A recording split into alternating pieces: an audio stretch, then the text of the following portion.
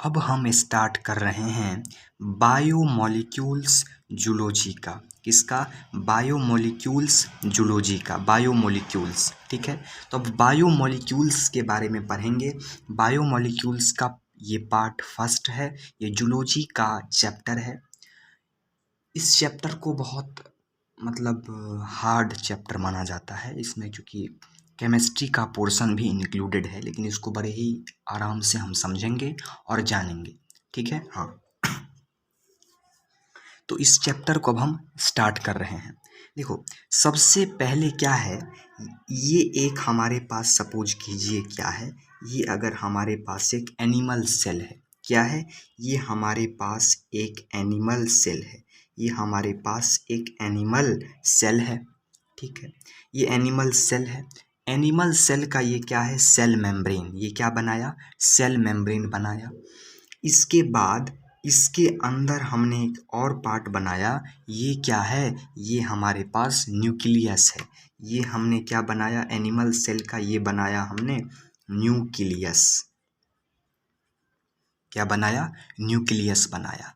और ये वाला पार्ट जो है ये न्यूक्लियस है ना, इसको क्या बनाया? न्यूक्लियस बनाया। और न्यूक्लियस के अंदर में जो है कुछ भरा रहता है। न्यूक्लियस के अंदर में कुछ भरा रहता है। उसी प्रकार से जिस प्रकार से न्यूक्लियस के अंदर कुछ भरा रहता है, ये पूरा सेल है।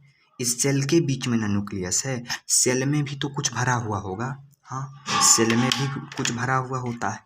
तो सेल के अंदर में भी जो कुछ भरा होता है, सेल के अंदर में वो भी कुछ भरा रहता है। ये सेल का स्पेस है। सेल के अंदर में भी जो है कुछ ना कुछ क्या रहता है? भरा हुआ रहता है। तो अब एक बात बता दूं आपको कि इसको क्या कह देंगे? न्यूक्लियस। ठीक है, चलिए। सेल के अंदर में जो कुछ भी भरा हुआ होता है उसको हम कहते हैं साइटोप्लाज्म। उसको क्या कहते हैं? उसको कहते हैं साइटोप्लाज्म। क्या कहते हैं? साइटोप्लाज्म। न्यूक्लियस के बीच में जो कुछ भी भरा होता है उसको कहते हैं न्यूक्लियोप्लाज्म। उसको क्या कहते हैं? न्यूक्लियोप्लाज्म। मतलब सेल के अंदर जो कुछ भी भरा है उसको साइटोप्लाज्म, न्यूक्लियस के अंदर जो कुछ भी भरा है उसको न्यूक्लियोप्लाज्म।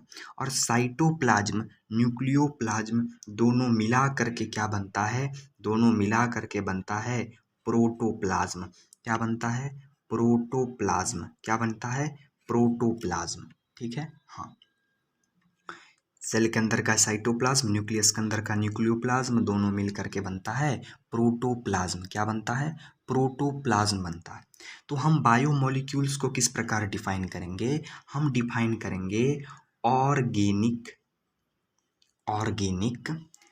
एंड ऑर्गेनिक को मैं ऐसे लिख रहा हूँ, क्यों? ये पता चलेगा आपको। ऑर्गेनिक एंड इनऑर्गेनिक है ना, organic and inorganic compounds,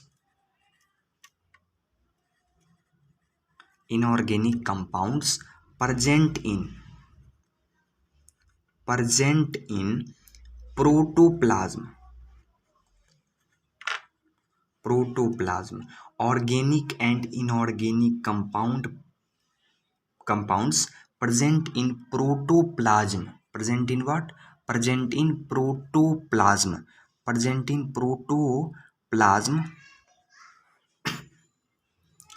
are called biomolecules.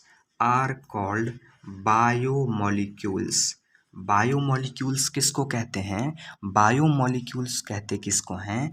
तो जितने भी ऑर्गेनिक कंपाउंड्स होते हैं और जितने भी इनऑर्गेनिक कंपाउंड्स होते हैं, दोनों कंपाउंड्स जो कि प्रोटोप्लाज्म में प्रेजेंट होते हैं। प्रोटोप्लाज्म में कुछ ऑर्गेनिक कंपाउंड्स भी होते हैं, कुछ इनऑर्गेनिक कंपाउंड्स भी होते हैं। मैं क्या कह रहा हूँ? मैं कह रहा हूँ प्रोटोप्लाज्म में कुछ ऑर्गेनिक कंपाउंड्स भी होते हैं और कुछ इनऑर्गेनिक कंपाउंड्स भी होते हैं। किसमें? प्रोटोप्लाज्म के अंदर। उसी को हम कहते हैं बायोमोलिक्यूल्स। उसको हम क्या कहते हैं? उसको हम कह देते हैं बायोमोलिक्यूल्स। क्लियर हो गया? हाँ, उसको बायोमोलिक्यूल्स कहते हैं। तो इसमें हमने ऑर्गेनिक कंपाउंड पर ज़्यादा जोर डाला है, ऑर्गेनिक कंपाउंड पर क्या किया है, ज़्यादा जोर डाला है। समझ में आ गया। तो ऑर्गेनिक कंपाउंड क्या होता है कि बायोमोलिक्यूल्स किसको कहते हैं, समझ में आ गया। जितने भी ऑर्गेनिक और इनऑर्गेनिक कंपाउंड जो इस प्रोटोप्लाज्म में प्रेजेंट होते हैं उसे बायोमोलिक्यूल्स कहते हैं। अब ये ऑर्गेनिक कंपाउंड इसमें बहुत ज़रूरी है। इनऑर्गेनिक ना भी हो तो चलेगा, लेकिन ऑर्गेनिक का फिक्स है, वो रहना ही चाहिए, ऑर्गेनिक कंपलसरी है। क्यों? क्योंकि ऑर्गेनिक में हमारे कई सारे सब्सटेंस आ जाते हैं। जैसे हमारे पास आ जाता है प्रोटीन्स, ऑर्गेनिक कंपाउंड है। हमारे पास कार्बोहाइड्रेट, हमारे पास कार्बोहाइड्रेट एक ऑर्गेनिक कंपाउंड है ना। और उसके बाद हमारे पास लिपिड, हमारे पास लिपिड एक ऑर्गेनिक कंपाउंड है। हमारे पास न्यूक्लिक एसिड, हमारे पास न्यूक्लिक एसिड, न्यूक्लिक एसिड एक ऑर्गेनिक कंपाउंड जिसमें क्या आ जाता है, जिसमें आ जाता है डीएनए, डीएनए और क्या आ जाता है, और आ जाता है हमारे पास आरएनए। ये न्यूक्लिक एसिड ये भी एक प्रकार का क्या है, ऑर्गेनिक कंपाउंड। तो आप समझ लीजिए कि आपको प्रोटोप्लाज्म में ऑर्गेनिक कंपाउंड और इनऑर्गेनिक दोनों होना चाहिए, लेकिन मेन अगर कंपलसरी की बात करूं तो ऑर्गेनिक तो बहुत ही ज़्यादा इम्पोर्टेंट है, ऑर्गेनिक तो बहुत ही ज़्यादा इम्पोर्टेंट है। समझ में आ गया कि नहीं आया, यहाँ तक समझ में आ जाना चाहिए। तो जितने भी प्रकार के ऑर्गेनिक और इनऑर्गेनिक कंपाउंड प्रोटोप्लाज्म में प्रेजेंट होते हैं उसको बायोमोलिक्यूल्स कहते हैं। क्लियर हो गया? हाँ। अब आगे बात करते हैं। अब क्या होता है, ये जो बायोमोलिक्यूल होता है, ये बायोमोलिक्यूल को हम पता करते हैं। बायोमोलिक्यूल सेल के अंदर होता है ना, तो वो सेल के अंदर जो बायोमोलिक्यूल होता है उसको पता कैसे करेंगे, उस बायोमोलिक्यूल का हम पता कैसे करेंगे, बायोमोलिक्यूल का तुम पता कैसे लगाओगे कि बायोमोलिक्यूल है या नहीं।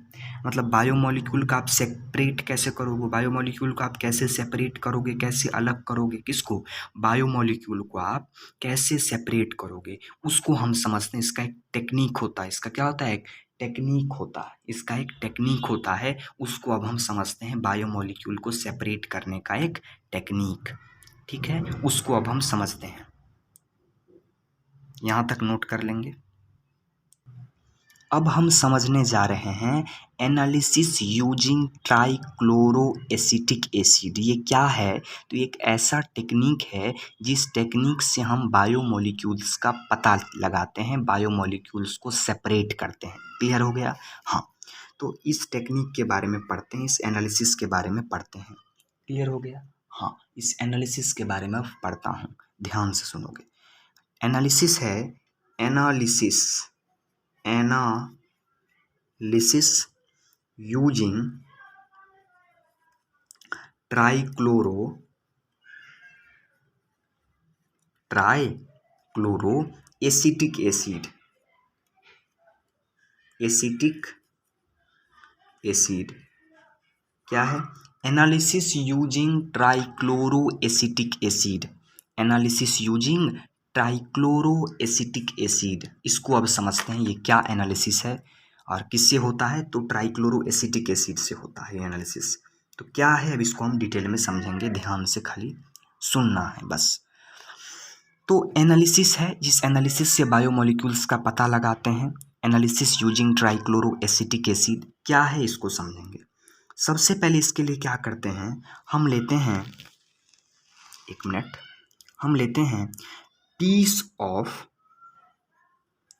Liver, piece of living tissue. पहले आप पीस ले लो किसी ना कोई लिविंग टिश्यू का, piece of living tissue.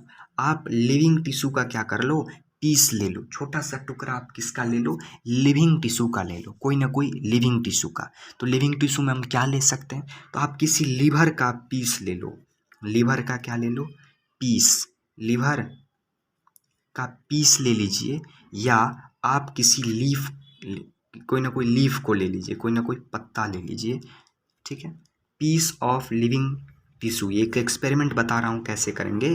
Piece of living tissue आप ले लो, क्या ले लो, पीस ऑफ लिविंग टिश्यू। उसमें क्या लेंगे सर, तो उसमें आप लीवर का पीस ले लो या लीफ ले लो, ठीक है। किसमें? एक्सपेरिमेंट जो करेंगे उसमें क्या लेना है, तो उसमें आप लिविंग टिश्यू ले लो। लिविंग टिश्यू में आप लीवर का पीस ले सकते हो या लीफ ले सकते हो। ये लीवर का पीस क्या है? क्या ह्यूमन बींग्स के लीवर का पीस? नहीं, ह्यूमन बींग्स का कैसे लेंगे यार। हम इसमें क्या करेंगे, गोट जो होता है ना, बकरी है ना, बकरा, उसका जो लीवर होता है छोटा सा, उसके लीवर का टुकड़ा ले लो, है ना। आप दुकान जा करके उसके लीवर का, मटन वाली दुकान पे आप जा करके उसका लीवर का एक छोटा सा पीस ले लो। ये एक एक्सपेरिमेंट घर में तो नहीं कर सकते, लेकिन आप जो है लैब में इसका एक्सपेरिमेंट कर सकते हैं। तो आप वहाँ पे जा करके एक लीवर का छोटा सा पीस ले आइए, ठीक है। वो अगर ना मिले तो आप लीफ ले आइए, लेकिन बेहतरीन एक्सपेरिमेंट किससे होगा? उस लीवर के पीस से ही होगा। जो एक असली जो एक्सपेरिमेंट का जो है रोल है बेहतरीन, वो आपको लीवर के पीस से ही मिलेगा। एक्सपेरिमेंट का आनंद आपको लीवर के पीस से ही अच्छा आएगा, ठीक है। तो लैब में किया जाता है, उस पर डिटेल में बाद में बात करेंगे। तो आप लीवर का क्या ले लो, पीस ले लो, क्लियर है, या आप लीफ ले लो। तो हम यहाँ पर लीवर के पीस को लेकर के एक्सपेरिमेंट करेंगे, ठीक है। अब क्या करेंगे, ध्यान से एक एक पार्ट को समझेंगे। अब हम करेंगे क्या कि यहाँ पर आप क्या कर लो, एक इस प्रकार का मैं बना रहा हूँ, आप एक मोर्टार ले लो। क्या ले लो? आप एक मोर्टार ले लो, ध्यान से सुनना। आप एक मोर्टार ले लो।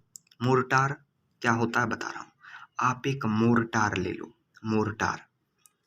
और मोर्टार ले लिया आपने, क्या ले लिया? मोर्टार। मोर्टार क्या होता है कि आप देखते हुए कहीं पर मसाला पीसने के लिए एक होता है, एक इंस्ट्रूमेंट जिसमें आप मसाला पीसते हैं।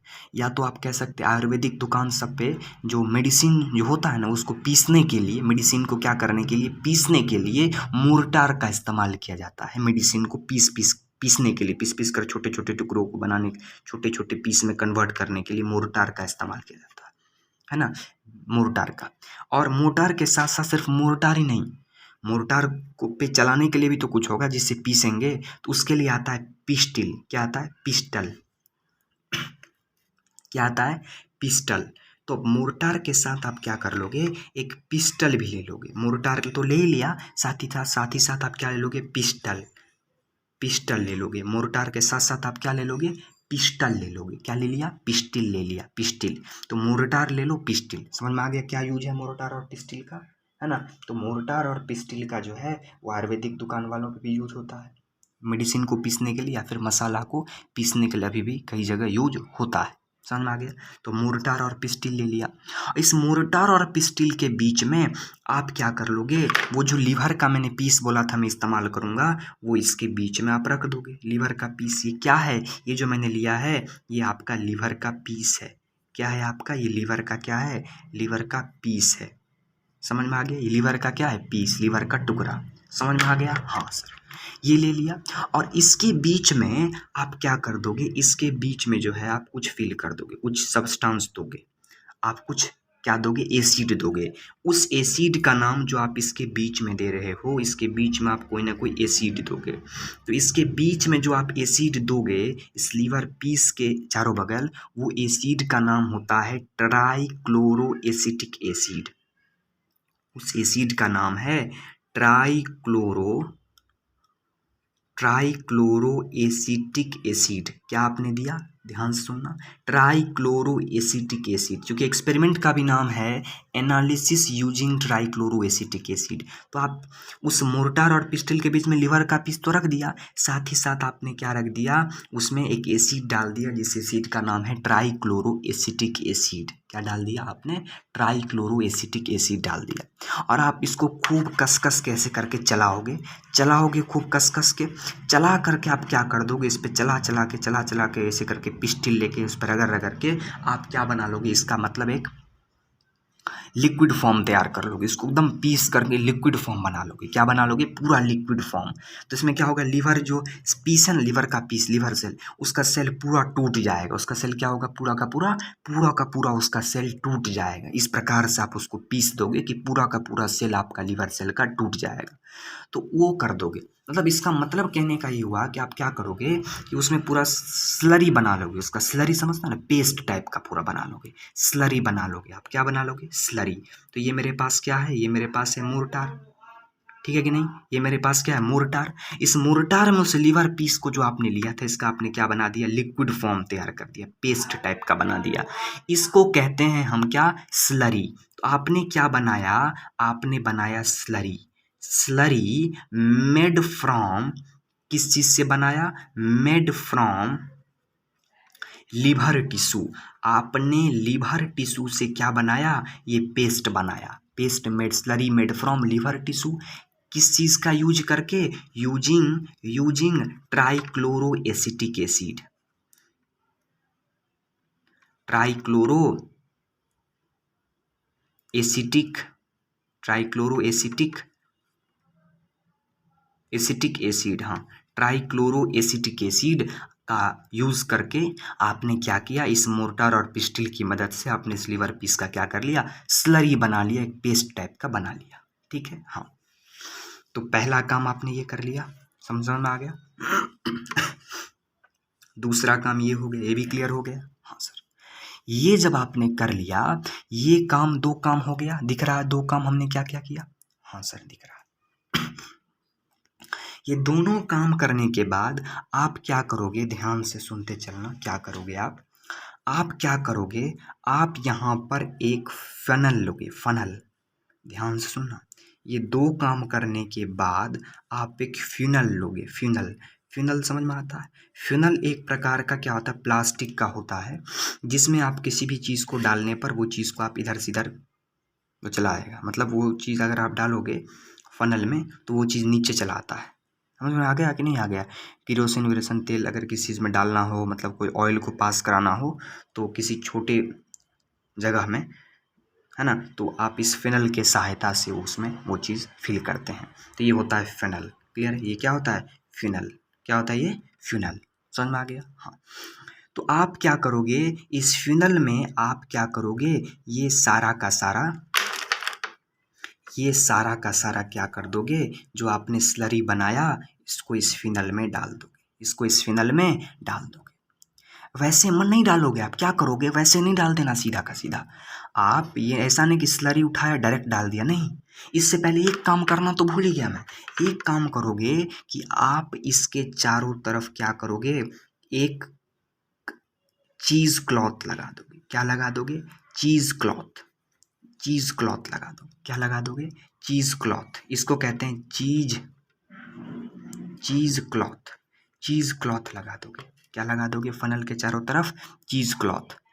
दिख रहा है कि नहीं दिख रहा, हाँ। ये फनल के चारों तरफ मैंने चीज़ क्लॉथ लगा दी। ये चीज़ क्लॉथ क्या होता है, तो चीज़ क्लॉथ होता है पनीर बनाने के लिए। क्या होता है, जब मिल्क को में सिट्रिक एसिड डाल करके, नींबू डाल करके जब मिल्क को फाड़ते हैं तब जाके पनीर बनता है।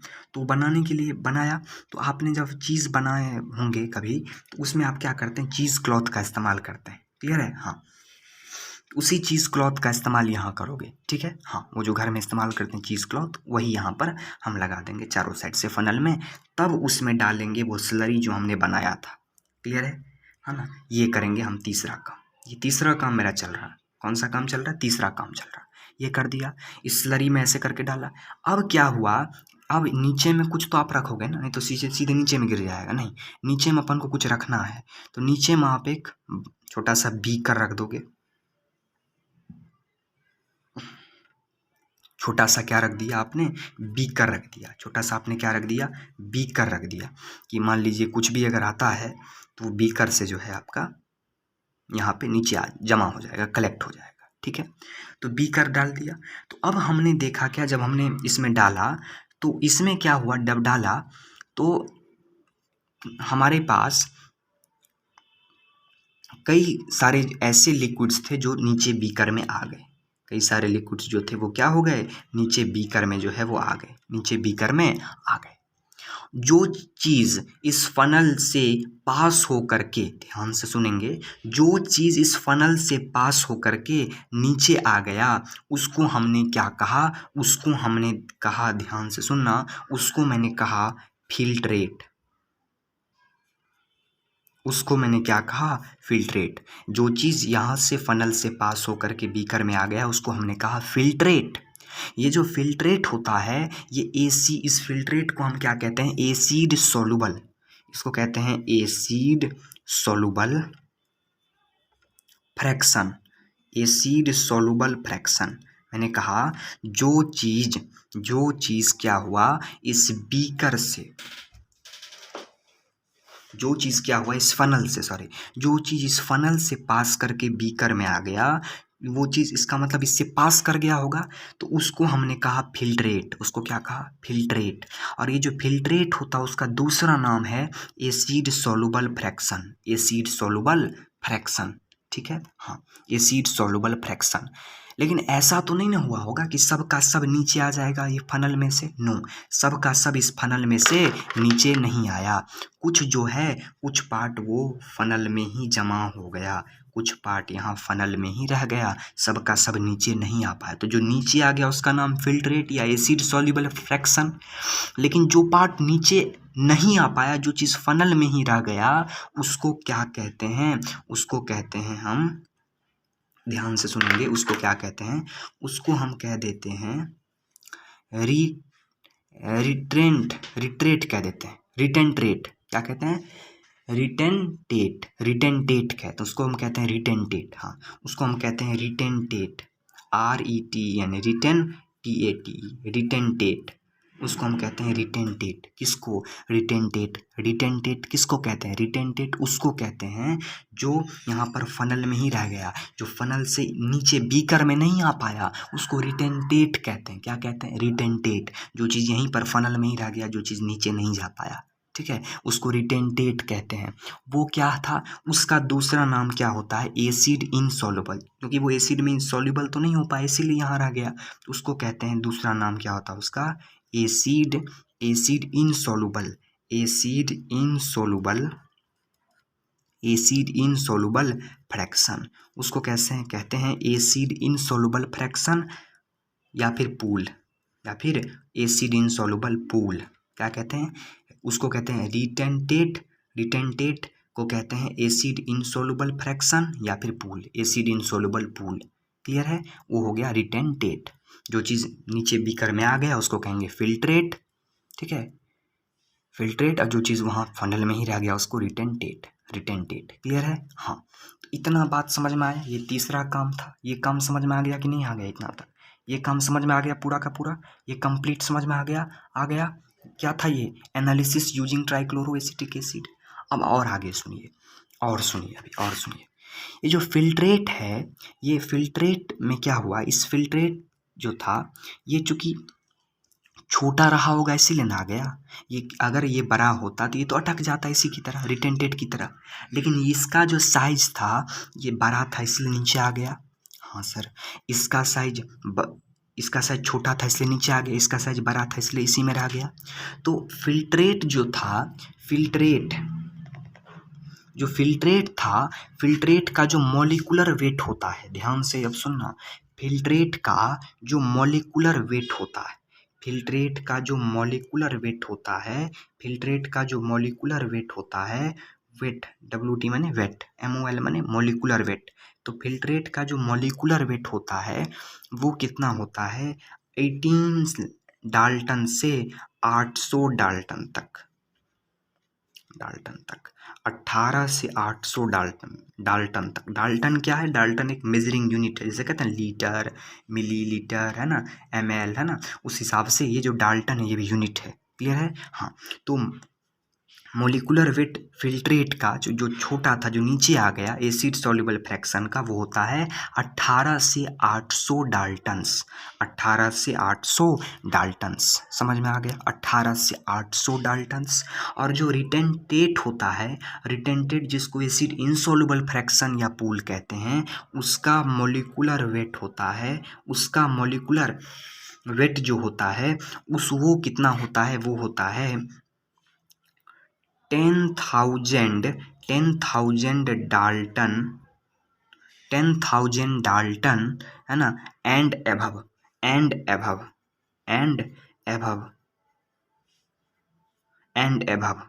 Dalton's and above.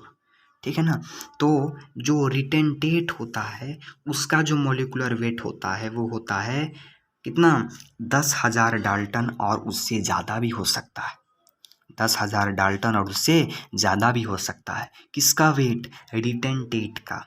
उसका रिटेंटेट का जो वेट होता है वो 10,000 डाल्टन और उससे ज़्यादा भी हो सकता है। लेकिन फिल्ट्रेट का जो वेट होगा, मॉलिक्यूलर वेट, वो 18 से 800 डाल्टन तक ही होगा। समझ में आ गया? 18 से 800 डाल्टन तक ही होगा। ठीक है, तो ये दोनों का वेट बता दिया, रिटेंटेट का और फिल्ट्रेट का। यहाँ तक समझ में आ गया? ये हमारे पास था क्या? Experiment analysis. किसका यूज करके? ट्राइक्लोरो एसिटिक एसिड का इस्तेमाल करके, है ना। Analysis using trichloro acetic acid, analysis using trichloro acetic acid, इसको अब समझ लेंगे। अब आगे बढ़ रहा हूँ, आगे बढ़ रहा हूँ। अब आगे ध्यान से समझना, ठीक है। अब आगे बढ़ रहा हूँ, आगे समझो। अब मैंने क्या कहा? एक बताया रिटेंटेट, एक बताया फिल्ट्रेट। रिटेंटेट वो होता है जो आगे फनल में जो है जम जाता है, आगे नहीं बढ़ पाता, उसको रिटेंटेट कहते हैं, जिसका मॉलिक्यूलर वेट 10,000 डाल्टन और उससे ज़्यादा होता है। और एक होता है फिल्ट्रेट, जो नीचे आ जाता है बीकर में, और जिसका जो मॉलिक्यूलर वेट होता है वो कितना होता है? 18 से 800 डाल्टन तक। ये समझ में आ गया? तो अब ऐसा देखा गया एक्सपेरिमेंट करके कि रिटेंटेट, क्या देखा गया? रिटेंटेट,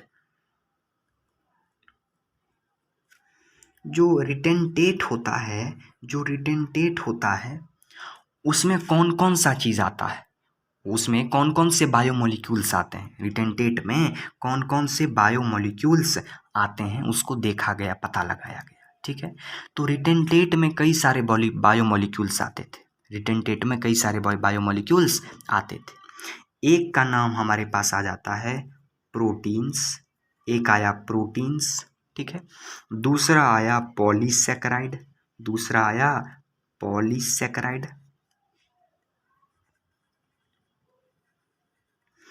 तीसरा आया न्यूक्लिक एसिड, न्यूक्लिक एसिड, ठीक है। चौथा आया लिपिड्स। इस लिपिड्स पे बाद में बात करेंगे, थोड़ा सा भी इसको रखता हूँ, लिपिड्स पे मैं बाद में बात करूँगा, ये थोड़ा कंट्रोवर्शियल टर्म है, इस पर बाद में बात करूँगा। ठीक है, यहाँ तक समझ में आ गया कि नहीं आया? रिटेंटेट जो होता है, रिटेंटेट के अंदर 4 बायोमोलिक्यूल्स आते हैं, एक प्रोटीन, दूसरा पॉलीसेकेराइड, तीसरा न्यूक्लिक एसिड। ठीक है, न्यूक्लिक एसिड के अंदर 2 आता है, एक आता है डीएनए और दूसरा आता है क्या? आरएनए, यानी कि डीऑक्सी राइबोन्यूक्लिक एसिड और राइबोन्यूक्लिक एसिड, है ना। ठीक है, तो हमारे पास रिटेंटेट में 4 चीज़ आएगा। कौन कौन सा चीज़? हमारे पास आ जाएगा प्रोटीन, पॉलीसेकेराइड, न्यूक्लिक एसिड जिसमें डीएनए, आरएनए और चौथा लिपिड्स। ठीक है, लिपिड्स। ये सब सारे के सारे क्या हैं? ये सब सारे के सारे बायोमोलिक्यूल्स हैं, बायोमोलिक्यूल्स हैं, बायोमोलिक्यूल्स हैं। और इन सारे बायोमोलिक्यूल्स क्या हो गए थे? फनल के ऊपर में जम गए थे, अटक गए थे, बाहर नहीं जा पाए थे। तो इनका चूंकि साइज कैसा था? इनका साइज था large, large, they are large in size, ये सब साइज में बहुत ज़्यादा बड़े थे, लार्ज इन साइज, इसीलिए आगे नहीं बढ़ पाए। साइज इनका क्या था? ज़्यादा था, साइज इन सब का क्या था? ज़्यादा था। ठीक है, हाँ समझ में आ गया। अब आगे हमारे पास आता है फिल्ट्रेट। आगे हमारे पास क्या आता है? आगे हमारे पास आता है फिल्ट्रेट। एक समझ में आ गया? आगे हमारे पास आता है फिल्ट्रेट। फिल्ट्रेट के अंदर हमारे पास आ जाएगा पहला एमिनो एसिड्स, पहला आ जाएगा एमिनो एसिड्स। समझ में आ गया? एक क्या आ जाएगा हमारे पास? एक आ जाएगा एमिनो एसिड्स। क्लियर है? एक का नाम क्या है? Amino acids. दूसरा आ जाएगा किसमें? ये मैं बात कर रहा हूँ फिल्ट्रेट की। जो क्या हो गया था, जो एक्सपेरिमेंट में ऐसा पाया गया कि वो बीकर के नीचे चला गया था, वो बीकर के क्या चला गया था? नीचे आ गया था। एमिनो एसिड क्या हुआ था? बीकर के नीचे। फिल्ट्रेट मतलब जो बीकर में आ गया था। ठीक है, बीकर में आ गया था नीचे, फनल से, फनल में नहीं रुका वो। तो एक आ जाएगा उसमें एमिनो एसिड्स। दूसरा आ जाएगा simple sugars, simple sugars. Simple sugars मतलब जो छोटे छोटे सिंपल मॉलिक्यूल्स होते हैं शुगर के, वो सिंपल शुगर्स में जैसे आपका एग्जाम्पल हो गया आपका क्या, ग्लूकोज। ग्लूकोज के बाद आपका हो गया क्या, सुक्रोज। सुक्रोज के बाद क्या हो गया आपका, फ्रुक्टोज। फ्रुक्टोज, ये सब क्या है, ये सब जो है आपका सिंपल शुगर है। ये सब आपका क्या है, सिंपल। ये सब आपका सिंपल शुगर है, एकदम छोटा छोटा शुगर है, सिंपल शुगर। ठीक है, तो एक फिल्ट्रेट में आ गया एमिनो एसिड, दूसरा आ गया सिंपल शुगर। सिंपल शुगर में ग्लूकोज, सुक्रोज, फ्रुक्टोज, ये सब फिल्ट्रेट है। तीसरा क्या है, तीसरा है न्यूक्लियोटाइड्स। न्यूक्लियोटाइड्स, तीसरा है आपका न्यूक्लियोटाइड्स। ये न्यूक्लियोटाइड्स क्या है, ये बाद में हम समझेंगे। ये आपका न्यूक्लिक एसिड जब पढ़ाएंगे उसमें समझ लेंगे हम न्यूक्लियोटाइड्स क्या। अभी ध्यान रखेंगे न्यूक्लियोटाइड्स भी एक प्रकार का फिल्ट्रेट, ठीक है, जो बीकर में आ गया था फनल से, फनल में नहीं रुका था ये। ठीक है, एक आता है हमारे पास और जो है आयंस। एक क्या है हमारे पास, आयंस। ये क्या है हमारे पास, आयंस, जो भी एक प्रकार का क्या होता है, ठीक से लिख रहा हूँ आयंस को थोड़ा सा। आयंस जो क्या होता है, एक प्रकार का फिल्ट्रेट होता है। आयंस जो था वो भी जो है नीचे आ गया, आयंस भी नीचे आ गया। ये क्या है, आयंस एक प्रकार का फिल्ट्रेट है। आयंस क्या है, एक प्रकार का फिल्ट्रेट है। समझ में आ गया, हाँ। आयंस, ठीक है, ये आयंस भी एक प्रकार का क्या है, फिल्ट्रेट है। समझ में आ गया, हाँ। तो ये फिल्ट्रेट होते हैं। फिल्ट्रेट में क्या क्या आ गया, एमिनो एसिड आ गया, सिंपल शुगर में आ गया, सिंपल शुगर उसके अंदर क्या क्या आ गया, ग्लूकोज, सुक्रोज, फ्रुक्टोज। तीसरा आ गया आपका न्यूक्लियोटाइड्स। चौथा आ गया आपका आयंस। ये सब फिल्ट्रेट है जो नीचे चला गया। ये सब नीचे क्यों चला गया, ये सब नीचे क्यों चला गया, क्योंकि इसका साइज कैसा था। ये भी एक, ये सब भी एक प्रकार के क्या हैं, ये सब भी एक प्रकार के बायोमोलिक्यूल्स हैं, बायोमोलिक्यूल्स हैं। लेकिन इन सब का साइज कैसा है, स्मॉल। स्मॉल इन साइज, क्यों, इसीलिए नीचे चले गए। तो स्मॉल इन साइज, ये सब का साइज कैसा है, छोटा। तो स्मॉल इन साइज, समझ में आ गया, स्मॉल इन साइज, ये सब का साइज क्या है, छोटा है, स्मॉल इन साइज। क्लियर हो गया, स्मॉल इन साइज। अब ध्यान से बात सुनो, इसमें से रिटेंटेट का साइज बड़ा है, फिल्ट्रेट का साइज क्या है, छोटा। तो इसी कारण से रिटेंटेट में सब के सब जो हैं वो बायोमोलिक्यूल्स तो हैं, लेकिन बायोमोलिक्यूल्स में भी कौन से बायोमोलिक्यूल हैं, ये सब को कहा जाता है बायो, चूँकि साइज बड़ा है इसीलिए कहा जाता है bio macromolecules. Bio macromolecules, bio macromolecules, bio macromolecules, चूँकि इन सब का साइज कैसा है, ज़्यादा, लार्ज इन साइज, बहुत बड़ा है। तो बायो मैक्रोमोलिक्यूल्स, बायोमोलिक्यूल्स में भी कैसा, तो बायो मैक्रोमोलिक्यूल्स। और फिल्ट्रेट जो है उसका क्या है, स्मॉल इन साइज, वो साइज में छोटा है। तो ये किस प्रकार का बायोमोलिक्यूल है, ये है बायो माइक्रोमोलिक्यूल। ये सब कैसा है, bio micromolecule, bio micromolecules, bio micromolecules. क्यों, क्योंकि ये सब का साइज छोटा है, स्मॉल इन साइज। तो बायो माइक्रोमोलिक्यूल जो है ना, समझ आ गया, क्योंकि साइज छोटा है इसलिए बायो मॉलिक्यूल में भी कैसा, तो बायो माइक्रोमोलिक्यूल्स। क्लियर हो गया, बायो माइक्रोमोलिक्यूल्स, समझ में आ गया, बायो माइक्रोमोलिक्यूल है ये कैसा, बायो मैक्रो मॉलिक्यूल्स। तो रिटेंटेट को बायो मैक्रोमोलिक्यूल्स कहेंगे और फिल्ट्रेट को बायो माइक्रोमोलिक्यूल्स कहेंगे। समझ में आ गया, तो ये था हमारा कॉन्सेप्ट, कुछ कुछ ये कॉन्सेप्ट समझ लीजिए, समझ में आ गया। लिपिड्स यहाँ पर एक थोड़ा सा अलग टर्म है, लिपिड्स को भी मैं समझाऊंगा। लिपिड्स से एक क्वेश्चन भी बना है नीट एग्जामिनेशन में, इसको मैं समझाऊंगा अभी कुछ देर में, है ना। लिपिड्स से क्वेश्चन बना है, तो पहले ये अब समझ लिए, समझ में आ गया ये।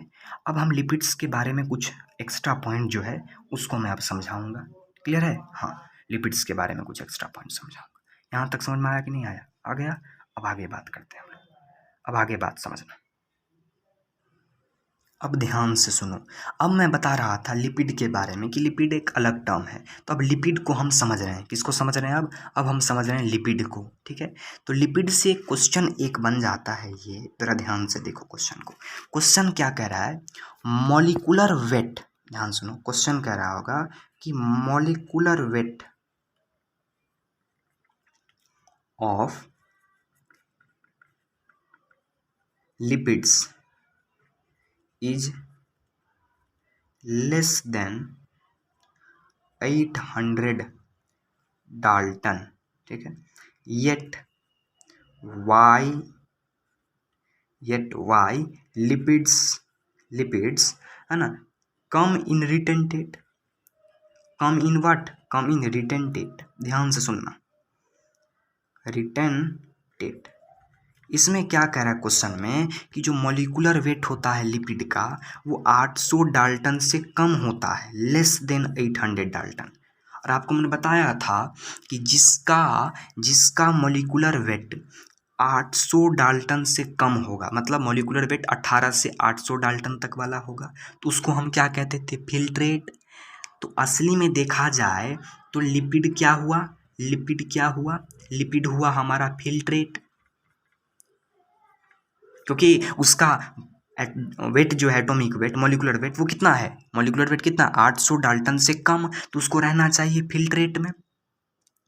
लेकिन लिपिड को रिटेंटेट में क्यों रखते हैं, आपने देखा ना भी, रिटेंटेट में मैंने लिपिड को रखा, तो रिटेंटेट में लिपिड को क्यों रखते हैं, लिपिड को रख देते फिल्ट्रेट में, क्योंकि उसका जो मॉलिक्यूलर वेट था वो तो 800 डाल्टन से कम था, लेस देन 800 डाल्टन, तो उसको रिटेंटेट में क्यों रखा, रिटेंटेट में रखने का क्या वजह था, ये एक्चुअल में हमारा क्वेश्चन है। तो इसका आंसर सुनो, आंसर क्या लिखोगे, क्वेश्चन आया हुआ है नीट एग्जामिनेशन में, तो उसको ध्यान से सुनो, इसका आंसर क्या लिखोगे उसको ध्यान से सुनो। इसका आंसर ये होगा कि हमने पीसने वक्त में क्या किया था, मोर्टार और पिस्टल में, याद होगा हमने पीसा था, किसको पीसा था, हमने लिया था, मालूम है ना, हमने क्या लिया था, हमने लिया था आपको लीवर का पीस, लीवर को के पीस को ट्राइक्लोरो एसिटिक एसिड में पीसा था, मोर्टार और पिस्टिल की मदद से, और पीस करके क्या बनाया था, स्लरी बनाया था।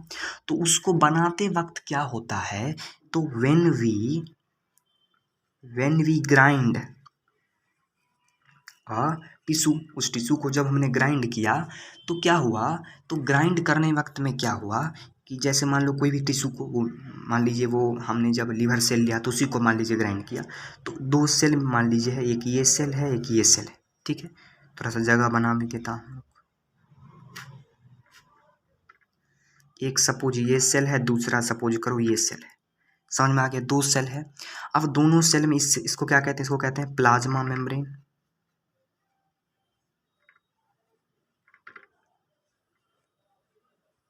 ठीक है, प्लाज्मा मेम्ब्रेन। हाँ, अब क्या हुआ, जब उसको मैंने ग्राइंड किया तो सेल तो पूरा टुकड़ी टुकड़ी हो ही गया, सेल तो पूरा टूट ही गया ही, लेकिन साथ ही साथ वो प्लाज्मा मेम्ब्रेन भी पूरा का पूरा टूट गया, साथ ही साथ प्लाज्मा मेम्ब्रेन भी पूरा का पूरा जो है सो टूट गया, प्लाज्मा मेम्ब्रेन भी पूरा का पूरा टूट गया।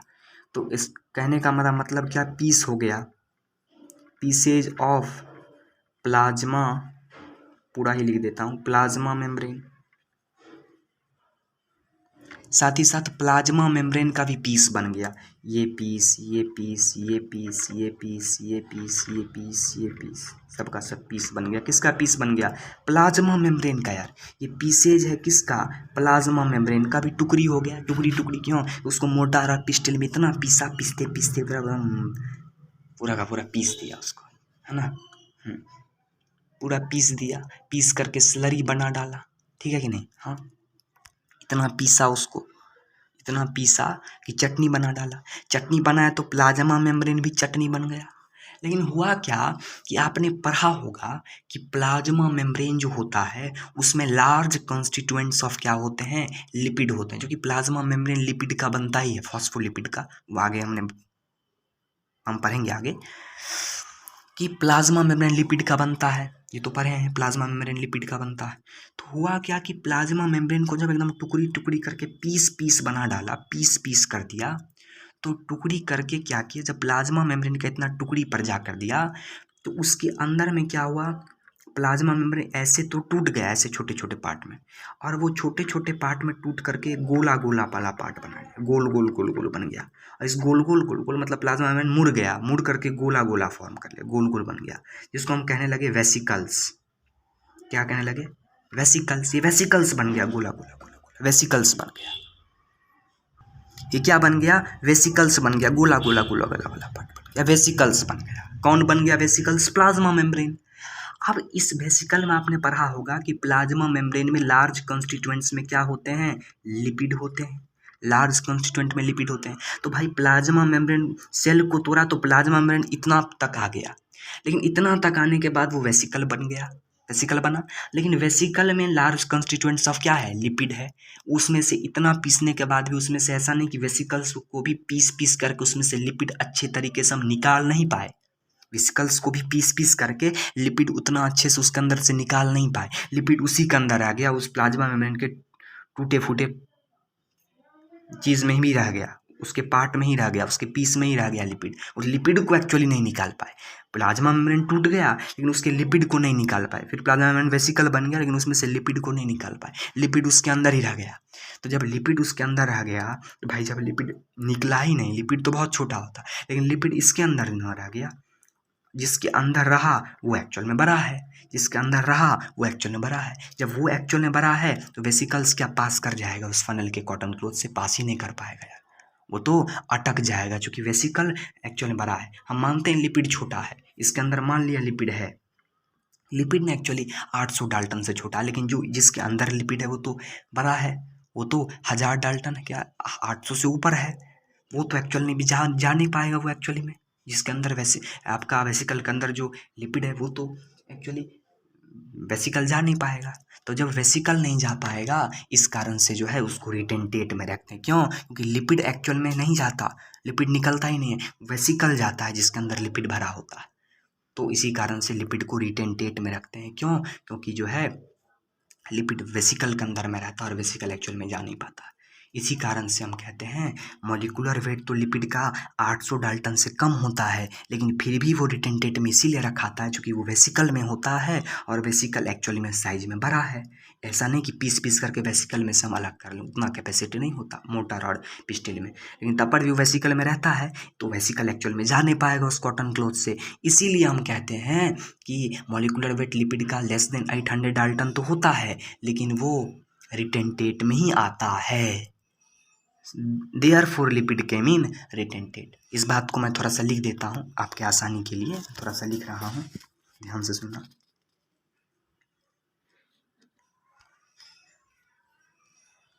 These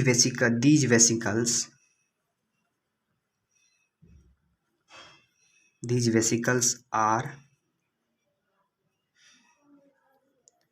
large in size. ये वेसिकल साइज में बहुत बड़े बड़े होते हैं और इनसॉल्युबल होते हैं, और साथ ही ये इनसॉल्युबल भी होते हैं। किसमें?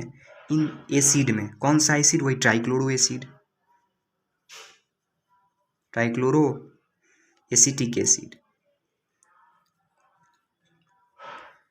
उसके साथ साथ वो ट्राइक्लोरो एसिटिक एसिड में इनसॉल्युबल भी होते हैं, ट्राइक्लोरो एसिड में साथ ही साथ इनसॉल्युबल भी होते हैं, और जिस उसकी वेसिकल्स के अंदर होता है लिपिड, है ना, दिस ट्राइक्लोरो एसिड में वो इनसॉल्युबल होता है। वेसिकल तो लार्ज साइज में होते हैं, वेसिकल इनसॉल्युबल होते हैं, और वो ट्राइक्लोरो एसिड में क्या होते हैं? इनसॉल्युबल होते हैं, और उसके अंदर जो होता है लिपिड मौजूद होता है, ट्राइक्लोरो एसिड। और जिस उस लार्ज साइज वाले वेसिकल्स में क्या होता है? कंटेन, IN नहीं होगा, CON, and this contain what? This contain lipid. और जिसमें क्या होता है? लिपिड के मॉलिक्यूल्स होते हैं वेसिकल्स में। समझ में आ गया? हाँ। तो therefore they get trapped in retentate, they get trapped in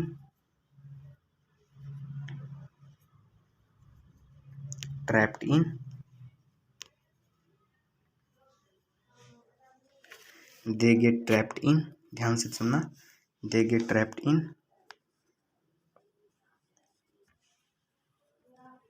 रिटेंटेट। वो रिटेंटेट में क्या हो जाते हैं? ट्रैप्ड हो जाते हैं। वो रिटेंटेट में क्या हो जाते हैं? ट्रैप्ड हो जाते हैं, इसलिए उसको रिटेंटेट में रखते हैं, फिल्ट्रेट के जैसा बिहेव करने के बावजूद भी। क्लियर हो गया? हाँ। तो ये हमारे पास एक बेहतरीन सा क्वेश्चन था। ओके, ये समझ में आ गया? तो यहीं तक हम आज रहने देते हैं। Thank you very much for joining in this live session. तो आज मैं यहीं तक रहने देता हूँ। Thank you very much, thank you. Clear हो गया? इसको अब नोट कर लीजिए फटाक से, इस पार्ट को फटाक से हम नोट करेंगे। इसको समझ में आ गया ना? इसको फटाक से नोट कर लीजिए।